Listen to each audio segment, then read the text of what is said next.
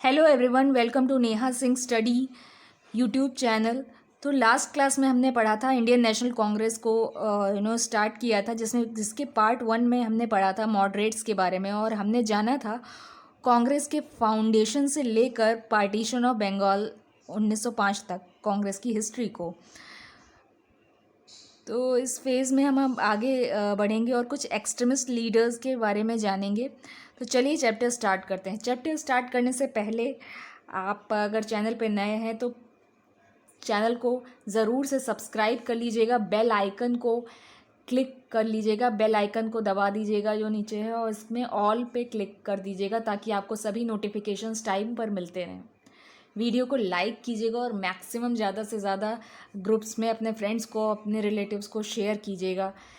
इस चैनल को सपोर्ट कीजिएगा क्योंकि बहुत ही जल्द इसमें बहुत ही अच्छा कंटेंट आपको अवेलेबल होने जा रहा है।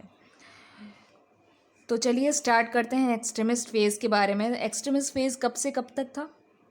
1905 से 1919 तक। 1905 यानी कि पार्टीशन ऑफ बंगाल से लेकर 1919 लगभग, जब गांधी जी के पॉलिटिक्स में एक्टिवली पार्टिसिपेट करने तक ऑलमोस्ट ये फेज़ था एक्सट्रीमिस्ट फेज़। तो ये स्टार्ट होता है पार्टीशन ऑफ बंगाल के साथ, जब लोगों को लगता है कि प्रेयर और पेटिशन करना सही तरीका नहीं है ब्रिटिश को persuade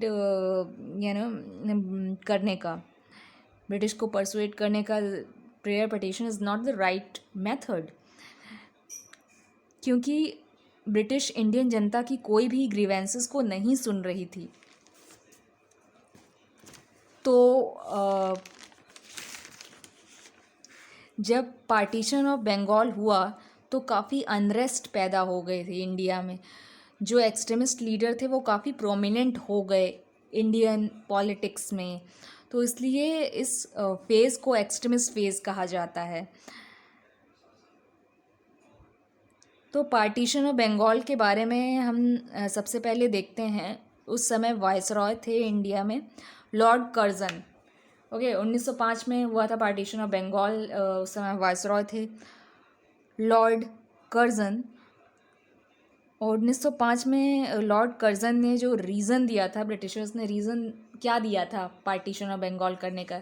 Bengal was too large to administer, कि बंगाल काफ़ी बड़ा है, वो उन प्रशासन वो चला नहीं पा रहे हैं। But the actual reason was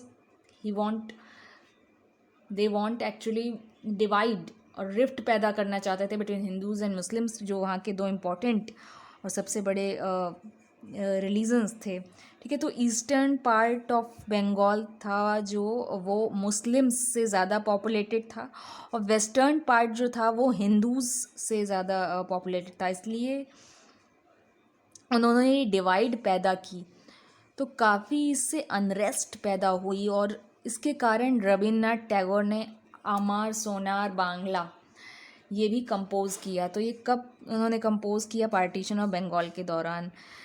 और इसके बाद स्वदेशी एंड बाइकॉट मूवमेंट काफ़ी ज़ोर पकड़ने लगा अंडर द एक्सट्रीमिस्ट लीडर्स जो थे वो प्रेयर पेटिशन तक नहीं रुके, बल्कि स्वदेशी एंड बाइकॉट मूवमेंट तक आ गए। स्वदेशी समझिए कि जितने भी जो हमारे खुद के देश के बने हुए जो वस्तुएं थी, प्रोडक्ट्स थे, उनको हम ज़्यादा से ज़्यादा अपनाएं, और जो ब्रिटिशर्स का जो वो प्रोडक्ट्स थे उनकी जितने भी चाहें, उनकी जो सरकारी नौकरियां हों या उस टाइम स्कूल्स थे, इवन कॉलेजेस थे, ऑफिसेस थे, बैंक्स थे, वो सब बाइकॉट, उनके कपड़े, उनकी सारी प्रोडक्ट्स को बाइकॉट करना। स्वदेशी एंड बाइकॉट मूवमेंट जो है काफ़ी ज़ोर पकड़ लिया था आफ्टर पार्टीशन ऑफ बंगाल। फिर 1906 में एक और इम्पॉर्टेंट इवेंट होता है, फॉर्मेशन ऑफ मुस्लिम लीग। तो ये उस समय बहुत बड़ी पार्टी नहीं थी, यानी कि ये सभी मुस्लिम्स को रिप्रेजेंट नहीं करती थी। ये कुछ लोगों ने फॉर्म की थी, जिसमें आपको फाउंडर याद रखना है। इसमें सबसे इम्पोर्टेंट रोल जो अदा किया था नवाब सलीमुल्लाह खान, जो कि ढाका के थे, एंड आगा खान। इन दोनों के नाम याद रखने, जिसमें से नवाब सलीमुल्लाह खान ने मेन रोल अदा किया था। तो अगर दोनों ऑप्शन में हो तो Nawab Salimullah Khan is the right answer.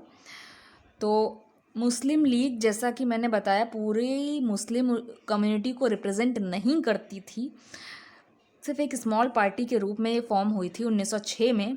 और ये उस समय सपोर्ट करती थी पार्टीशन ऑफ बंगाल को।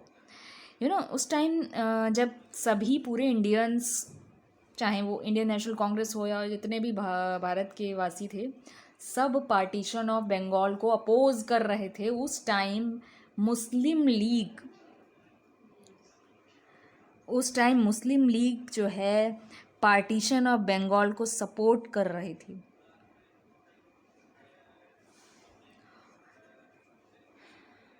सपोर्टेड पार्टीशन एंड अपोज्ड स्वदेशी। ओके। और फिर 1906 में एक और इम्पॉर्टेंट जो है चेंज हुआ कांग्रेस के सेशन में। दादा भाई नौरोजी वॉज अ प्रेसिडेंट, उन्होंने प्रेसिडेंसी करी और इसमें Swaraj is the goal decide हुआ। इंडियन नेशनल कांग्रेस का जो गोल था वो स्वराज डिसाइड हुआ। तो अभी तक स्वराज की बात नहीं हो रही थी, वो सिर्फ एक तरह से हम कह रहे थे। तो ब्रिटिशर्स को ही एक तरह से हम ब्रिटिशर्स को एक तरह से परसुएट कर रहे थे कि आप हमारी कुछ पॉलिसीज़ ले आएँ। लेकिन स्वराज यानी सेल्फ गवर्नेंस आया था 1906 के सेशन में कांग्रेस के। तो 1907 में क्या होता है, सूरत स्प्लिट। ये देखिए 1907 में सूरत स्प्लिट होता है, सूरत सेशन में, जिसमें मॉडरेट्स एंड एक्सट्रीमिस्ट अलग अलग हो जाते हैं। जो उनकी विचारधाराएं अलग थी, सो दे गॉट सेपरेटेड। एक्सट्रीमिस्ट जो कि ज़्यादा पॉपुलर थे जनता की नज़र में, और ये किस सेशन में हुआ, सूरत सेशन में। ये सेशन आपको याद रखना। और ये कब हुआ था सूरत स्प्लिट, 1907 में। उस समय वायसरॉय थे लॉर्ड मिंटो। जो फिर लॉर्ड मिंटो 1909 में उन्होंने मॉर्ले मिंटो रिफॉर्म लेकर के आए, ठीक है, जिसको इंडियन काउंसिल एक्ट 1909 भी कहा जाता है, और जिसमें इंट्रोड्यूस किया उन्होंने सेपरेट इलेक्टोरेट्स फॉर मुस्लिम्स। तो ये अगेन एक डिवाइड एंड रूल पॉलिसी थी कि सेपरेट इलेक्टोरेट्स ले आना फॉर मुस्लिम्स, उन्होंने लाने की कोशिश की, ठीक है।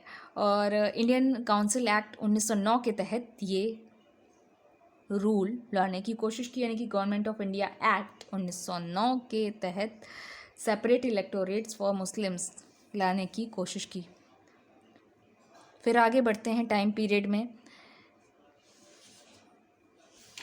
1911 में आते हैं।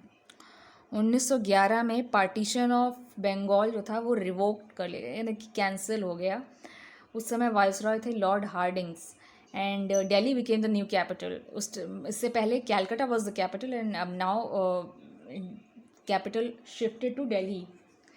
Delhi became the new capital of India.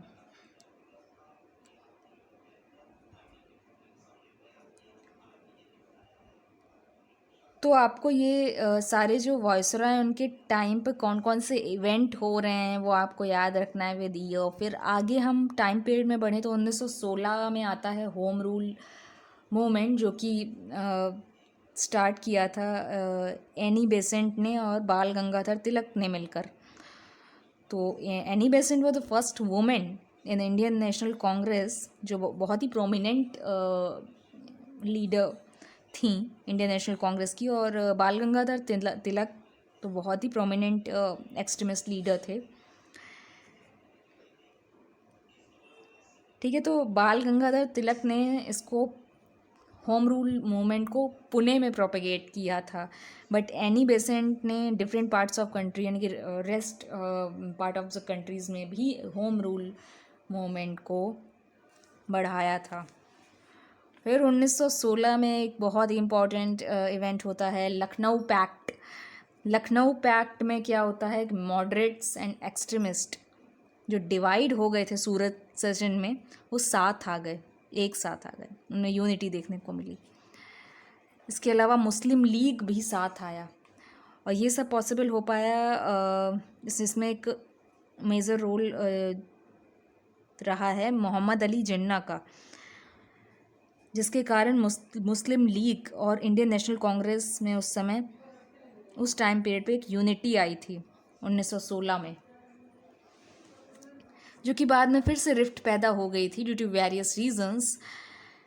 तो ये 1916 जो लास्ट इम्पॉर्टेंट जो कुछ हुआ था एक्सट्रीमिस्ट फेज़ में। फिर आ जाता है गांधीयन फेज़, है ना। 1917 में गांधी जी चंपारण और खेड़ा के सत्याग्रह स्टार्ट करेंगे, जो गांधी जी पॉपुलर बन जाएंगे फिर जनता की नज़र में, तो वहाँ से स्टार्ट होगा गांधीयन फेज़। ठीक है, तो चलिए अब कुछ इम्पॉर्टेंट एक्सट्रीमिस्ट लीडर्स को देख लेते हैं 1905 से 1917 तक।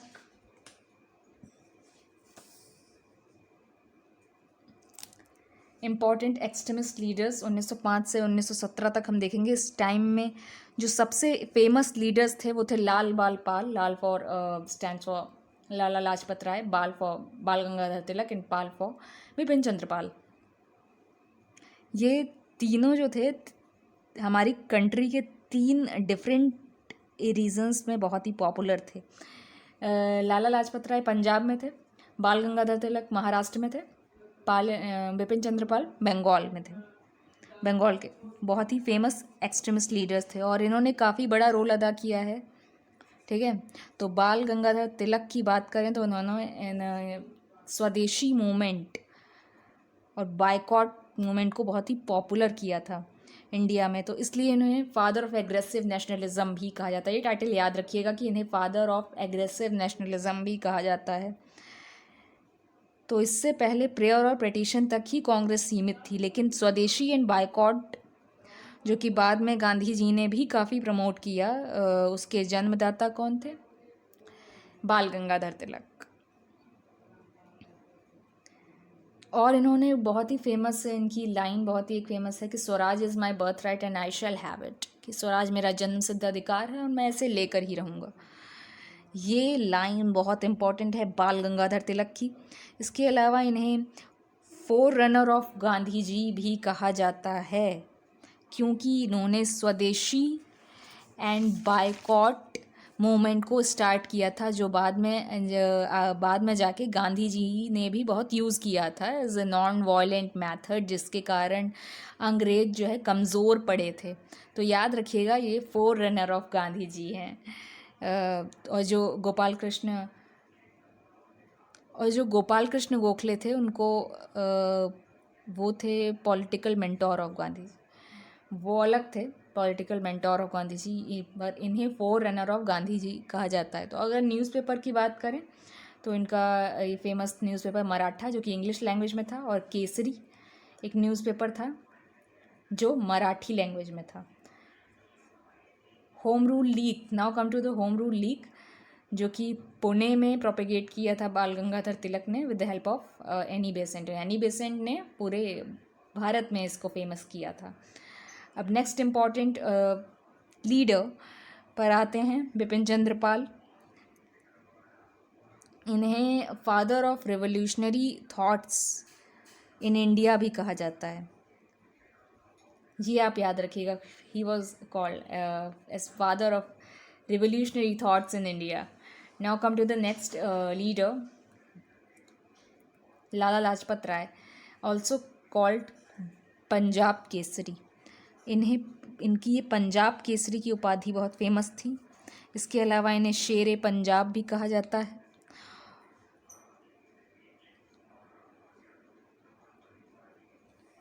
न्यूज़पेपर की अगर बात करें तो इनका जो फेमस न्यूज़पेपर था पंजाबी, जो हमने देखा है ना, और पीपल एक न्यूज़पेपर था जो कि इंग्लिश लैंग्वेज में था। ये बुक थी जो इंग्लिश लैंग्वेज में थी।